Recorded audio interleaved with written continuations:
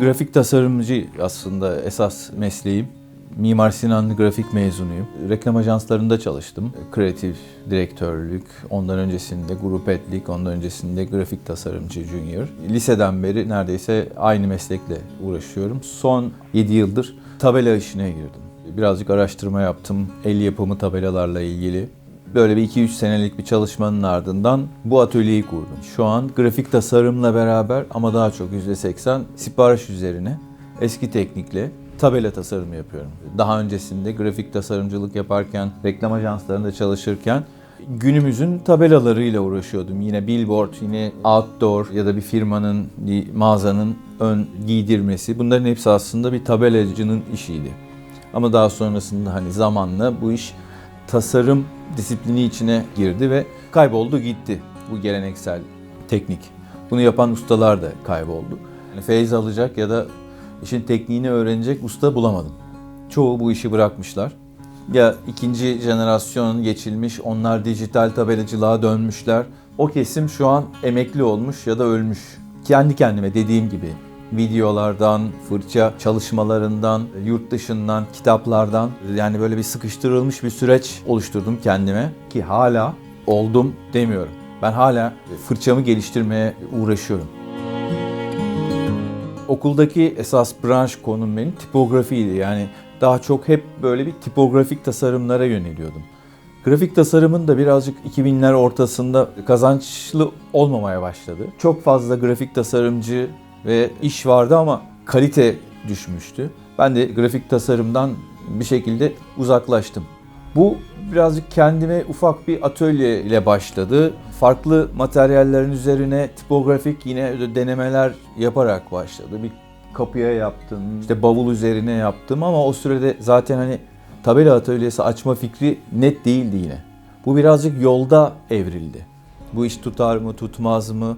Hiçbir şeyim yoktu. Tamamen sevdiğim tek net bildiğim şey yazıları çok seviyorum. Yazı bilimini, tipografiyi çok seviyorum. Primitif anlamda bir grafik tasarım işi yapıyorum aslında günün sonunda ben. Eski bir teknikle yine grafik tasarımcıyım.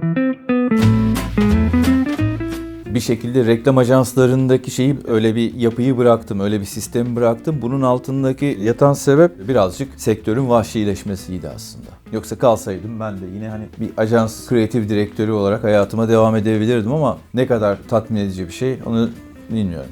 Ve oradaki zaman kaybına göre burada aslında o kadar zaman kaybı olmuyor. Çünkü çok fazla birimi olan bir yapı ajans. Müşteri temsilcisi var, prodüktörü var, ajans başkanı var, senin üstünde kreatif direktör vardır. Burada öyle değil. Burada tamamen süreç benim elimde. Ajansta bir logo için 5 kere toplantı yaparsın, 25 tane mail atarsın, 25'te mail gelir. İş bir şekilde bitmez. Burada öyle değil. Müşteriyle ilk bir tanışma, arkasından da işin tasarım sunum süreci, sonrasında da yapım aşaması ve bitiyor.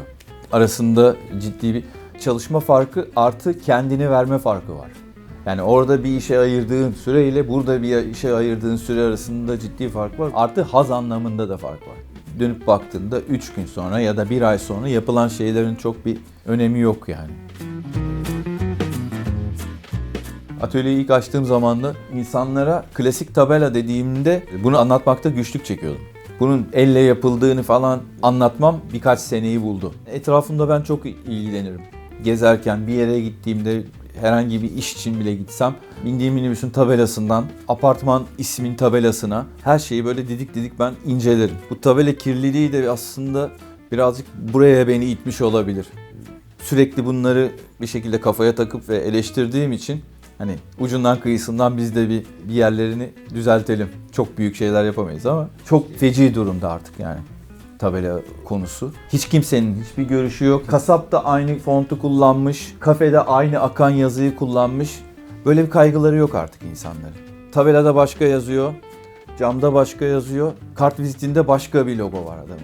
Belli bir sosyoekonomik, demografik yapısı düzgün denilebilecek yerlerde de aynı pespayelik var.